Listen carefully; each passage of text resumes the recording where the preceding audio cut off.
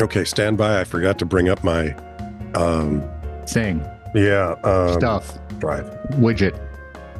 I'm so dumb. Well, I had to bring up my stories. Hang on. I'm just looking around the office, see if anyone wants to argue. Okay, I'm there. The asparagus has fallen over. But he's laughing. It wasn't that he fainted. Go ahead. Okay, yeah. You usually start the first show. I do. Mm-hmm. Are you ready? IR. Welcome to This Is True Really News. It's quite the event. Just ask Targus. Hey, we've got one. Yeah, well, I just... Oh, no, Michelle listens. Yeah, so does Chris. I'm not sure she listens. She just sends me dumb stuff. Patrick says his wife listens. Which, okay, Patrick, honestly, didn't she? She seemed so much more normal when you met her, didn't she? Oh, and she's absolutely lovely. What a wonderful gal. Did you drop her on her head or something? Well, I think that she's always believed in charity. Ah, one of those. Yeah. We need money. So anyway, right away, go for the billfold. Yeah, exactly. We need you to like, subscribe, and follow this rascal. It does great things for the algorithm, especially if you hit the like and the follows. Yep, please. Those would be great. If you want to leave a comment, you can do that right wherever you found us, which is generally in the gutter half dead. Or if you have a longer comment, as I like to say, if you have a question, comment, conundrum, or two elephants sneezing, you're welcome. TITR at netradio.network. You can also throw a story in there if you think it's weird enough, or that we can make it weird enough, which is possible. This is True, Really News with Scott Combs and Tony Vercanis. All the news you're about to hear is true. Really? As far as you know. A 9-year-old British boy has won a European championship with his uncanny impression. Winston Churchill. Seagull. Same thing. Churchill, seagull. This is that seagull calling championship that they have up in Belgium. Oh, yeah. This is this year's kids winner. I worry about the Belgians. I like their waffles. Oh, are they ever good? And I prefer their chocolate to Not bad. Swiss. I like it better than Swiss. See, I think like it's chocolate. creamier. Yeah, I know you do. You know the really cheap stuff with the waxy feel to it? Hershey's? That's not so bad. No, Hershey's doesn't really have that. It's a step below Hershey's. Oh. There is one. Well, all of Pennsylvania is now irritated with this. Well, let's be honest. It's Pennsylvania. Yeah. Cooper from Chesterfield in Derbyshire traveled to the Belgian coastal town of So could we say Pennsylvania has little state disease like Philadelphia has little city disease?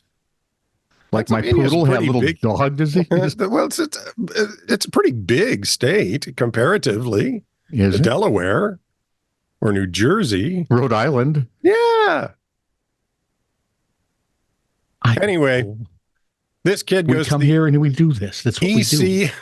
Gulf. The zebra is very confused today.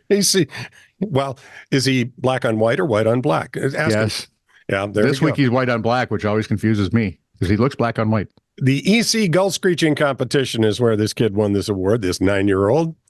That'd be an award for a 9-year-old, wouldn't it? Gull Screeching? Screeching, yeah. He originally started doing seagull impressions after being nipped by one while he was eating a tuna sandwich. And it's true. Gulls never bother you unless you have food in your hand or mouth. And they'll take it right out of your mouth. Yes. If you don't have your mouth closed chewing it, yeah, it's fair game. Anywhere from here to here is theirs. Yeah. He wanted to become Seagull Boy. Like when Peter Parker became Spider-Man after being bitten by a spider. You want to be nipped by a radioactive seagull? I feel they must glow in the dark. Maybe they're bioluminescent. I mean, they're seagulls. That doesn't mean you can't edit their genes. What's their talent? They can fly and steal food. Yeah. I feel like they're a really nice... get shot by people who've had enough. I feel like they're a really nice animal. I like them because of their noise, said Cooper. Sometimes they can be a bit scary, and I'm still a bit wary of eating at the beach, so that's why I eat in a small tent. Right, well away lad. from the beach in Central Europe. He actually flies down. Well, let's talk to this 9-year-old about his logic. It works for the most part, except for the Well, screeching thing. yeah, really nice animal, but Yeah. they're scary. They're frightening and they steal things. And I have to eat in a tent in Central Europe. So not so much, kid. He's a gypsy. Well, he's 9. Cooper's mom, Lauren, said it was Same initially annoying when he started doing seagull impressions. Well, yeah, but so is playing the tuba. Kind of annoying when they start, and after they get older, it's really annoying. Then they realized he was really good at it. That matters? Apparently. He scored 92 points out of a possible 100, which meant he won the juvenile category and also had the highest point score in the competition. So he could have won outright against anybody. The other categories were for adults and also for colonies, meaning a group of people doing seagull impressions. I would have to. A seagull choir. I would have to have hot tar poured up my nostrils to make that sound appealing. Cooper took his lucky mascot with him, a small model seagull, which he calls Stephen. Yes, Stephen Seagull. Seagull. Hey, don't listen to him, Lucille.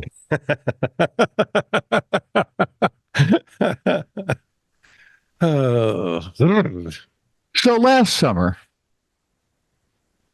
KDFW TV in Colorado's not right, reported a driver who was trying to park a Hyundai Tucson. What's a Tucson? Is that like larger than a skateboard? Yeah, it's an SUV. I think it's their small SUV. Hyundai? Is it Hyundai? I thought it was Hyundai. I have no idea. You remember when they first came out? We had pronouncers all over the place for those things. Anyway, the Hyundai Hyundai. I heard one moron say Hyundai last night on some TV show, and now it's stuck in my brain. Let me try again. I heard a guy say Schweppapes.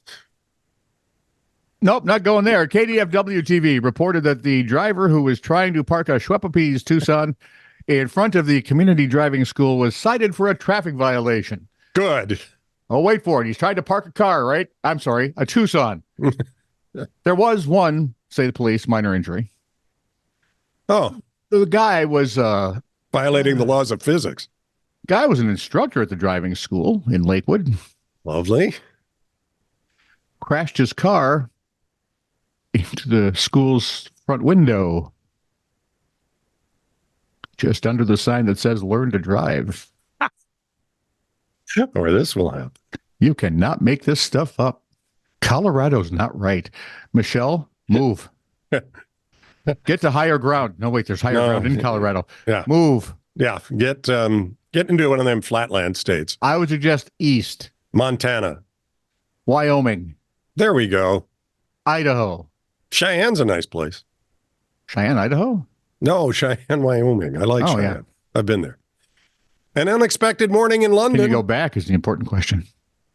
Yes, I can, because they're all still pointing and laughing at the guy who had used the nasal rinse for his contact lenses. I got to write that one down, because what is that? Now, 4 places you're welcome back. Yeah. 4 people were injured after. Of course, one of them is your house. Don't make me cough. Too late. 4 people were injured after 5 horses, spooked by a noise from a building site, bolted through central London. Bolted, I say. And if you've seen the traffic and foot traffic in central London, you'll have an idea how dangerous a thing that is. London Ambulance Service responded to several calls at 3 scenes, all taking place between 8:25 and 8:35 a.m. The Army says 3 soldiers sustained non-life-threatening injuries and were being treated in hospital. The BBC understands the 4th person injured was a cyclist. So no respecters of horseless so apparently bicycles. A cyclist. They would not do well in Oregon. All 5 horses have been returned to Hyde Park Barracks and are being looked after by vets. Police Inspector Miles Hilberry has praised the courageous actions of officers who calmed the horses, providing first aid. A couple of the horses aren't doing well, though. Oh, yeah. Like in serious condition. Yeah, provided first aid. They kept the roads clear for horse boxes to arrive to transport the animals to safety. This is why you do not want to be driving or horsing around in London. Several vehicles, including a tour bus, were damaged. We got a frightened horse. Went through the central London. It's not like Twiggy running into the bus. It started near Buckingham Palace and ended in Limehouse. She's a tiny little model. Google her. From the 60s. Some eyewitnesses initially thought the events were part of a film shoot or a car accident after horses sped past, with one apparently bleeding. And I saw the picture of the bleeding. And he was over the front of the horse. Was bleeding. Yeah. He got skewered on something. Yeah. So Ronnie Tucker, thank you so much for sending that over. But holy heat. That's not a ha-ha. That's a holy crap. No kidding. There's something you don't see every day, Chauncey. I would like to see those stiff upper lips in downtown London when those horses came through. Exactly. I would like to hear the understatements. Not bloody horse. Well, yes, he was. That's not an understatement. That was by definition. Idiot. From drivers to divers, Ken Fleming and Doug Bishop were searching for clues in missing person cold cases last August in Doral, Florida. Okay. When they stumbled upon an investigatory, and yes, that's a word, an investigatory treasure chest, according to WSVN TV. Are they at a strip club? According to... Not everyone in Florida is going to the strip club. Okay. Some are going to the dinner where they do the night thing and the jousting and the... okay. Yeah. Although some of the princesses and scullery wenches end up pretty... Anyway, Fleming said, we realized we had 32 cars underwater. That's a treasure chest. The divers work as volunteers, have a huge database of missing persons. Oh, wow. We have 40 that we're targeting right now, folks that disappeared anywhere from 2 to 3 months ago to 30 to 40 years ago. This is like cold case, only with a wetsuit. Statewide, Fleming said that they have found 60 submerged cars that may be linked to crimes. Now they get to work with the county to get the vehicles removed and collect and deliver any pertinent information from them. Ooh, that was well phrased. There's a gig? Oh, yeah. We want to do that. No, not us. Oh, good. But I mean, I don't want to be a cop because that's... No, that takes work. You know, that's a tough job, not much pay, and people hate you for no reason. Right. With some cops, they hate you for a very good reason. And but they never differentiate. Never differentiate. You're right. Yeah, absolutely. Well, this would be, it's like Sherlock Holmes, only without the cocaine. 7% solution, if you're wondering. Or the Google cigarettes, if you're going to do the modern version. Well, actually, yeah. And then he ended up with 3 patches. Did he have 3 patches? London. Who is the guy? Was it something about you can't keep a good tobacco habit going? Who was the guy who was complaining to his doctor who prescribed him patches? Man, I'm dizzy all the time. The doc said, are you using the patches? He said, sure. I've got like 15 of them on right now. The doc's used the entire prescription was all over him. Yeah. Yeah. He was only as directed. I wonder, 15. This is true, really news.